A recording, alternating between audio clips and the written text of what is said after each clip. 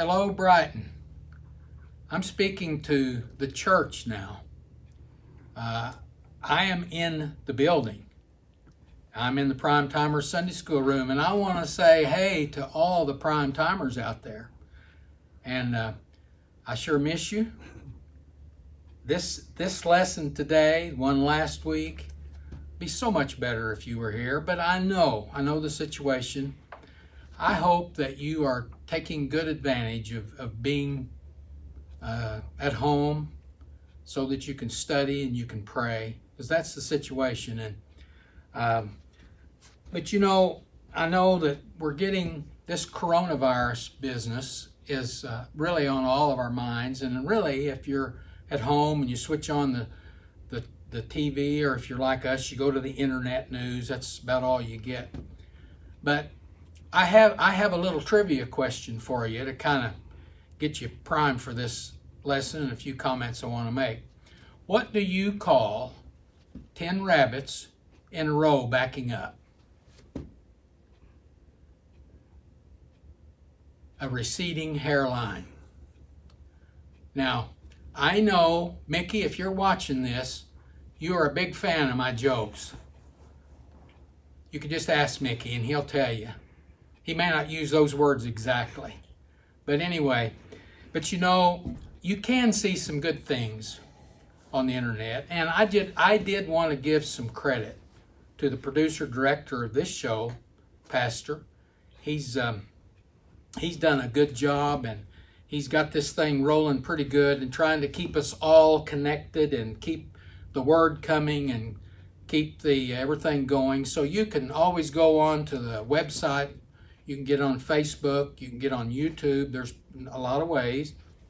I will just say this. If any of you people are stuck at home and you could go, but you just aren't, that's good. You are helping the situation.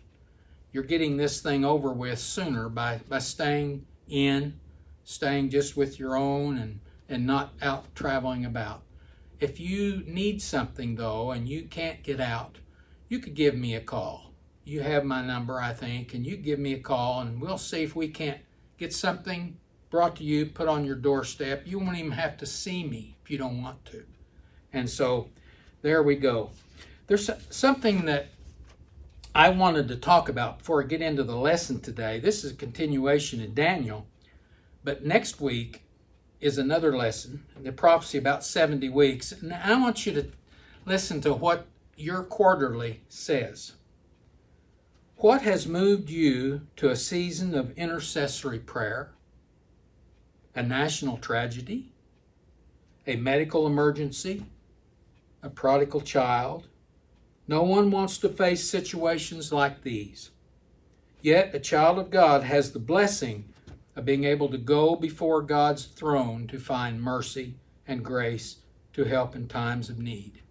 He goes on to talk about Daniel a little bit then. And Daniel's 70 weeks that we're going to study sometime here in the near future is really about intercessory prayer for the nation of Israel. And it pertains to us as well. I thought that was very timely, and this was written no telling how long before. But speaking of that, Daniel's vision today of the ram and goat. This is lesson number 5 in our quarterly. Mentioned to you last week, we're using the Assembly of God quarterly Sunday school materials. This is lesson 5. We are a little behind. This is March 29 lesson. So just so you know where we are, the vision of the ram and the goat.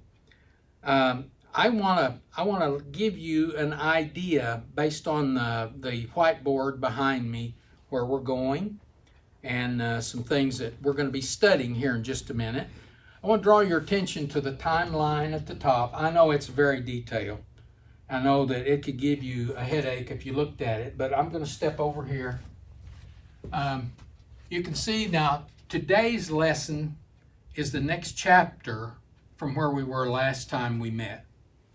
We were right over here, Belshazzar's throne, and the lesson then was about 553 or so at that time.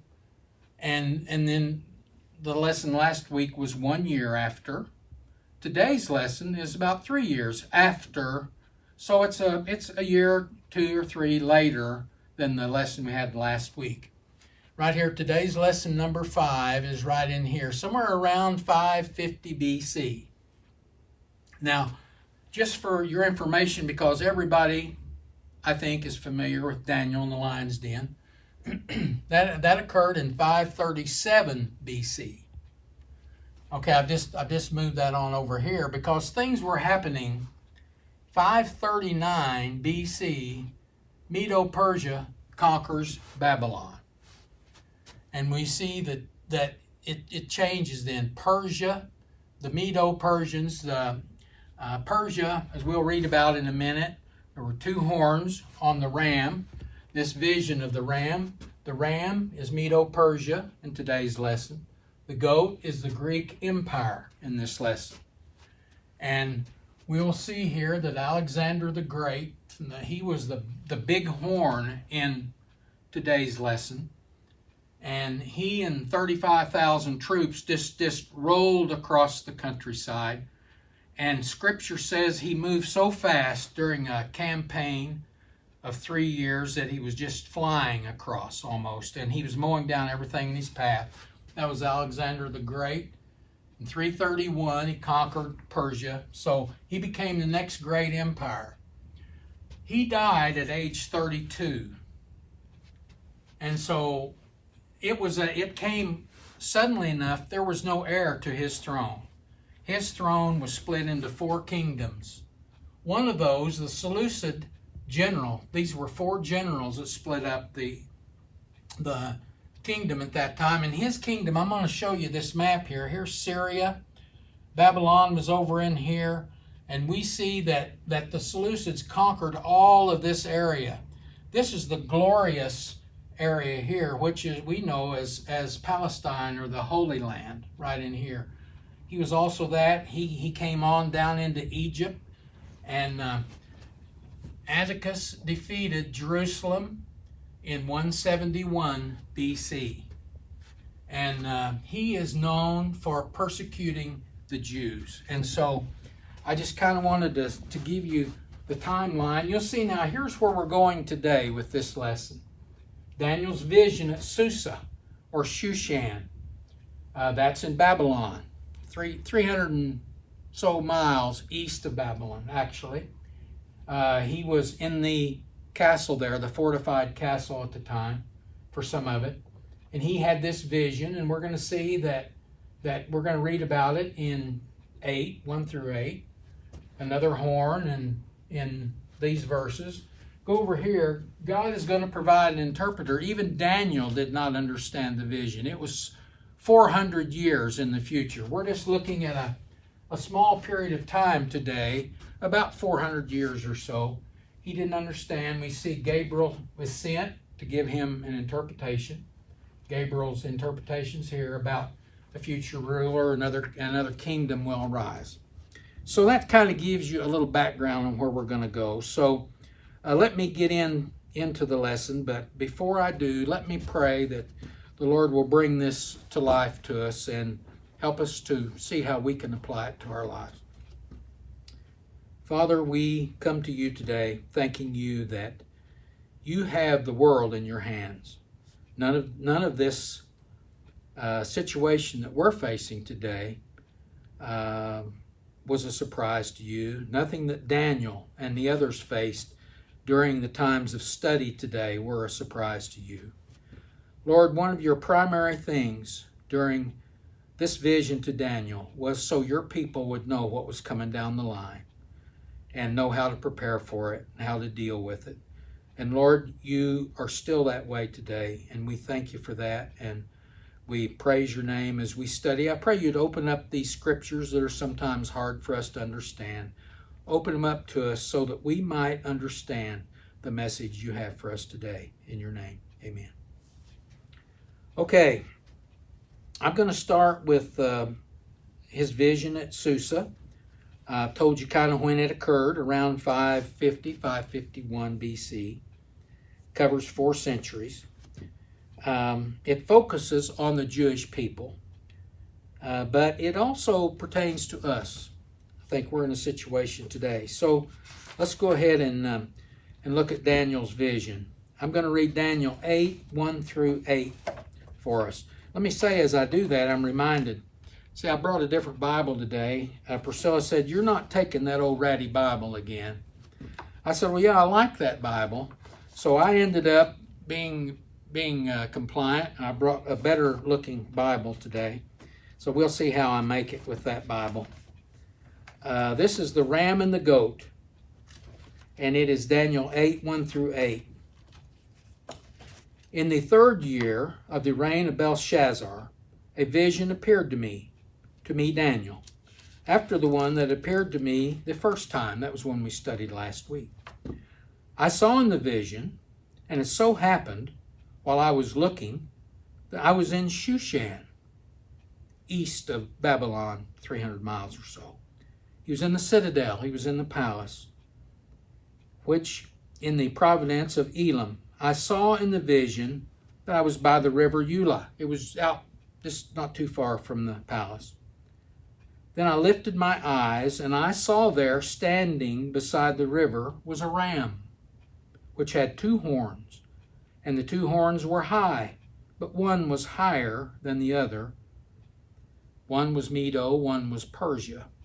So this ram represents the Medo-Persians, and they were going to be coming before long. The Babylonian Empire, in fact, was waning at this time, and so this empire Persia was coming on, and Cyrus was more powerful than Darius in the Medes, and so he is the larger horn here in this reading.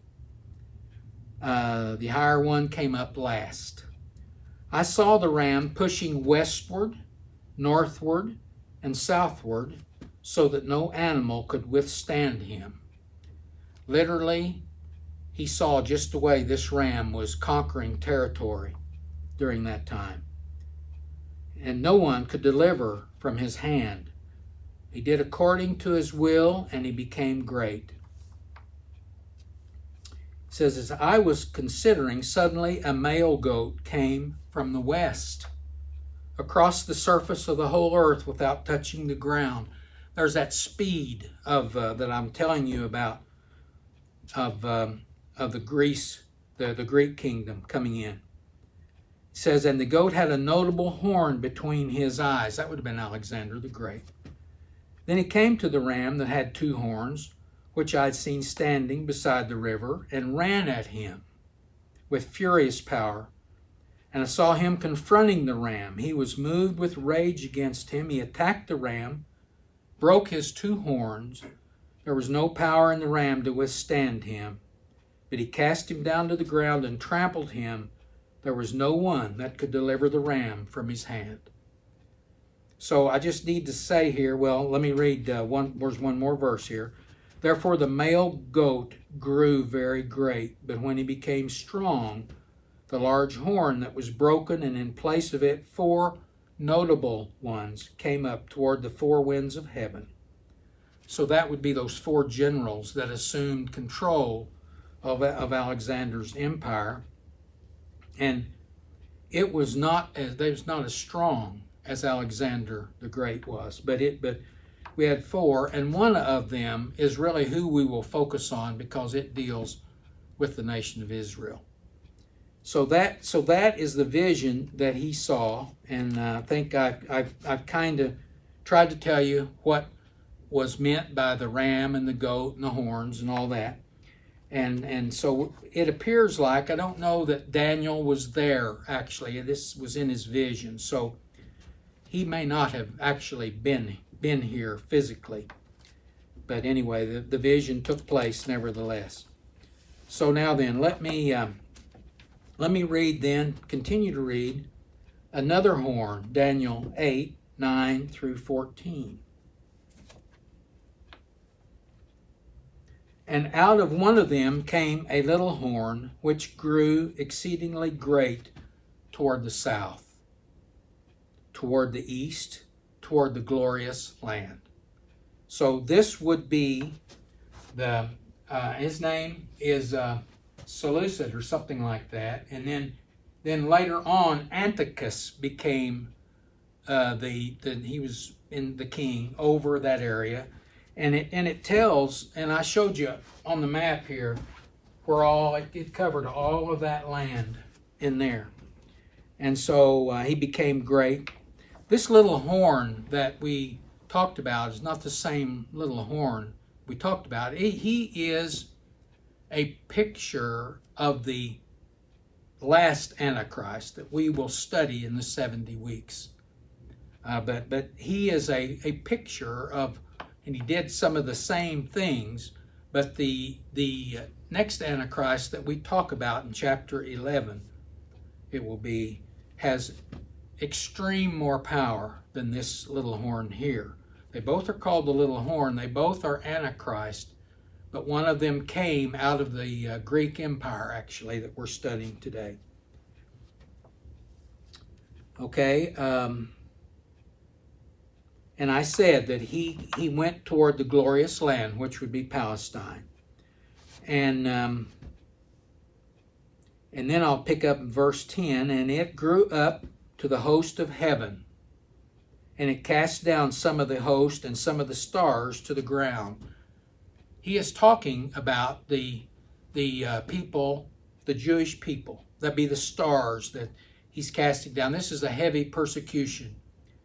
When Antiochus came on the scene here, this little horn, one of the four that sprung up out of the larger kingdom, he desired to have universal religion throughout his domain. So all of this domain, I don't know if you can see it, but all of that domain, he wanted to have the same religion. So he moved into Jerusalem. He attacked Jerusalem in 171 BC. And he conquered it. He killed the high priest. He went in and he got in the temple, and he promoted idol worship. He killed a pig in the temple. And he did hideous things. And it brought about a rebellion. And the Jewish people, I have to say, there's two camps of Jewish people here. Some of them were idol worshipers. Some of them got behind this king, and they actually promoted him, and they in some ways brought on what happened.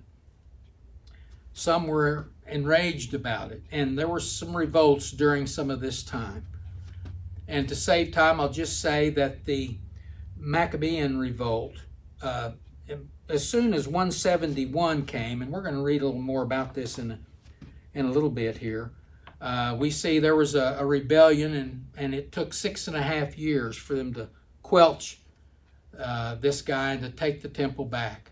And so we'll get to that, but I'm probably getting way ahead of myself. Okay, let's see. Did I finish all that reading?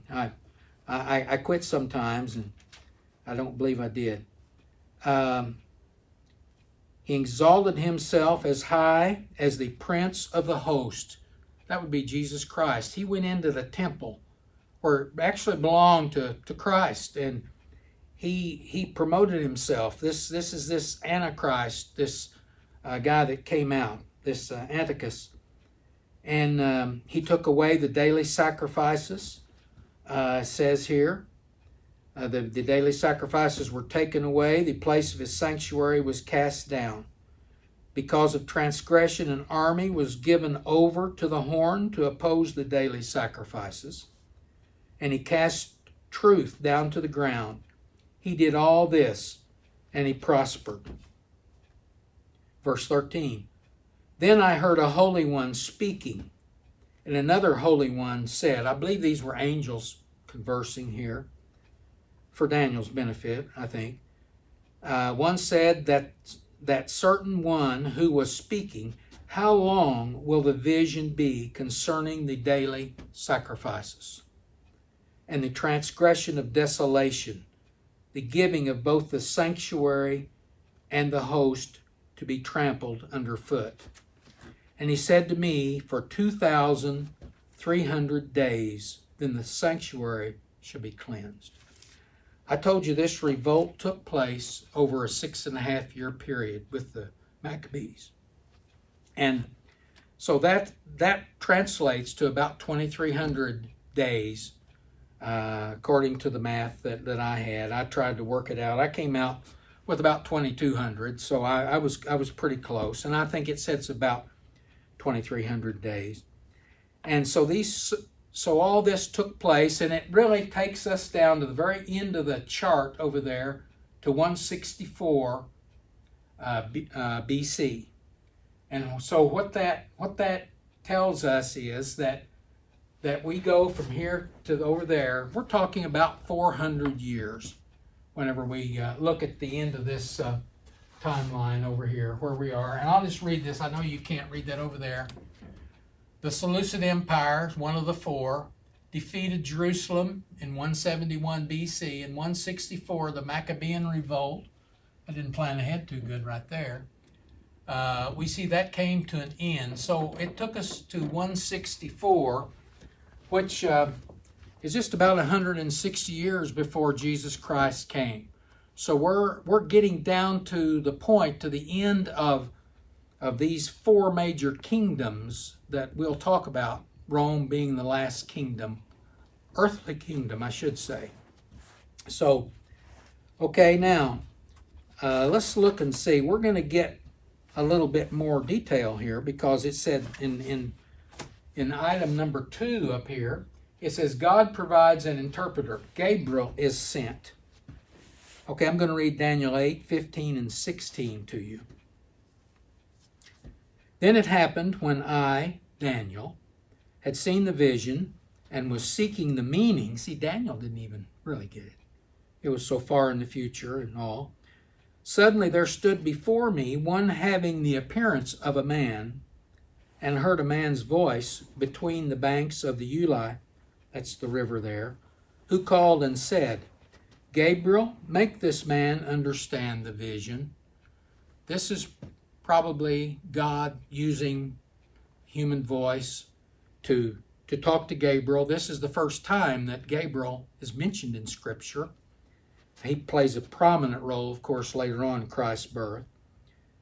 And so it says in verse 17, which is going to be our next reading, end time insights is where we're taking this now, 17 through 19.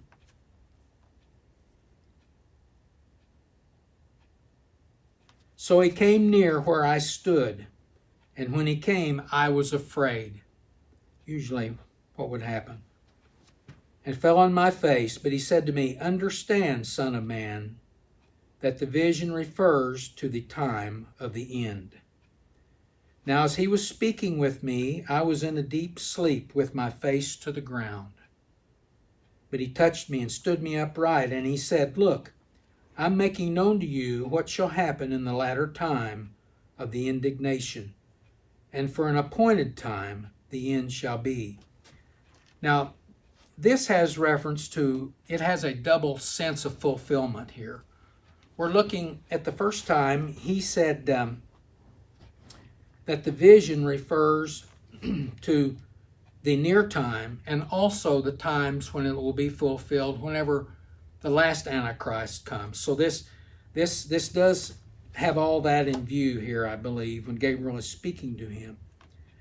Now, I want to say something to us here. I think this is pertinent for us. In times of crisis, we talked about a while ago, where do we turn? We know that we need to be in prayer. We need to pray for our leaders. I'm talking about politically, our leaders that are on every day. This is front and center to what they're doing. All this is they're giving 100% to this. It would seem right now. We need to pray for churches all across the land. We need to pray for our church. We need to pray for our pastor. We need to pray for all those that are keeping the lights on, so to speak, and keeping things going. But I will tell you, and we say this all the time, this room, this building is not the church. You are the church. So I'm speaking, and when I said my greetings, I said to the church, that's you, you're the church. But boy, don't we like to get together. I miss you guys. I said that a while ago, but I have to say it again. Okay, so we see that Gabriel has come along, and God provided an interpreter for Daniel. He told him just what it was. Let me give you Gabriel's interpretation about kingdoms will arise in verses 20 through 22. Well, I didn't finish. Maybe I did. I don't know. If I did, I'm going to read it again. Now, as he was speaking with me, I was in a deep sleep with my face to the ground, but he touched me and stood me. I did read that, I remember. He said, I'm making known to you what's going to happen. Now I'm in verse 20. The ram which you saw having 2 horns, they are the kings of Media and Persia. And the male goat is the kingdom of Greece. The large horn that is between his eyes is the first king. That would be Alexander the Great. As for the broken horn and the 4 that stood up in its place, 4 kingdoms will arise out of that nation, but not with its power. So they won't have the power that he did. And so that's Gabriel's interpretation. Now I'm going to move to a future ruler, which is 23 through 27 here. And in the latter time of their kingdom, when the transgressors have reached their fullness, a king shall arise, having fierce horns, fierce features, who understands sinister schemes. His power shall be mighty, but not by his own power. He shall destroy fearfully. He shall prosper and thrive. He shall destroy the mighty and also the holy people. I think we're still talking about the Antichrist that came from the Greek Empire. Through his cunning he shall cause deceit to prosper under his rule. He shall exalt himself in his heart. He shall destroy many in their prosperity. He shall even rise against the Prince of Princes, Jesus Christ. I put that in. But he shall be broken without human means. He gets a disease and he dies. So he did not get murdered or killed or anything like that. He says, and the vision of the evenings and mornings which was told is true. Therefore seal up the vision, for it refers to many days in the future. I think when he says this, he's not saying just seal it up and don't say anything about it. He's just saying it's done. You can put a seal on it because it's going to happen just this way. But he says it refers to many days in the future. So we are talking about true end time. We're talking about the millennial reign. We're talking about the last Antichrist here that we'll study a little later on. And then Daniel closed out chapter 8. And he said, and I, Daniel, fainted and was sick for days. Afterward I arose and went about the king's business. I was astonished by the vision, but no one understood it. So when you and I read it, it's hard to understand. But it was hard to understand. But I hope that you have hope. I hope that you're not worried about the situation. What I hope we can see from these studies is that God has his hand on the world. Nothing happens that he is not aware of. And he guides all of these activities. I can't see how this coronavirus is going to help, but I have to believe through faith that God's going to use this for good. And so we're just, I urge you to stay plugged in to Brighton, or if you have another church, you may be looking in, you go to another church, and that's great. Support that church now with your prayers, with your tithes and offerings, and because excuse me, things are going to go on for a while. I'm getting choked up, so I'm going to quit. I appreciate you tuning me in. Look forward to talking to you again. Thank you.